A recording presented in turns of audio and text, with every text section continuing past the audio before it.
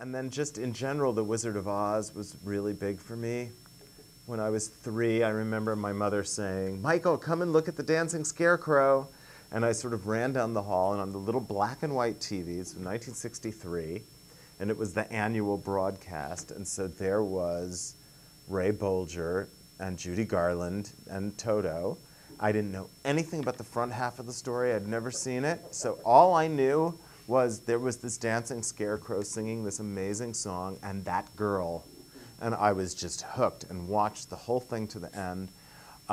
Didn't think about it again. Like, I didn't think that it was something I could have access to again. This was, we didn't have, VHS or DVDs or anything. There was, it was you. And then I was 4, and it came on again.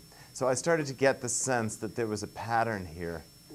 And I'd say by the time I was 8 years old, I was pretty clued into that once a year, something amazing was going to happen that I could count on and that I could look forward to, that transcended Hanukkah.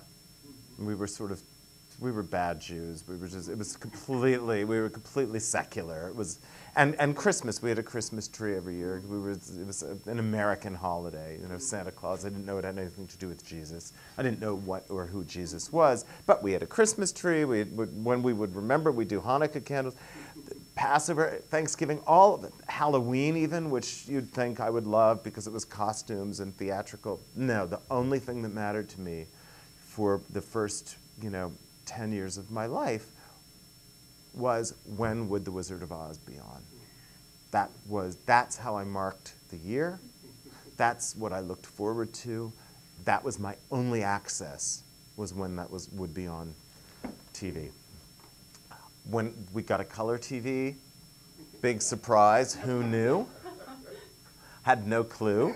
So I was the perfect audience for it, I had the album. Do you remember the double album? And it was one record, but it opened and there were pictures. I had that thing memorized by the time I was 6 years old, I think. That was what I memorized before anything, as the Pledge of Allegiance and, Over the Rainbow were the two things I knew by heart,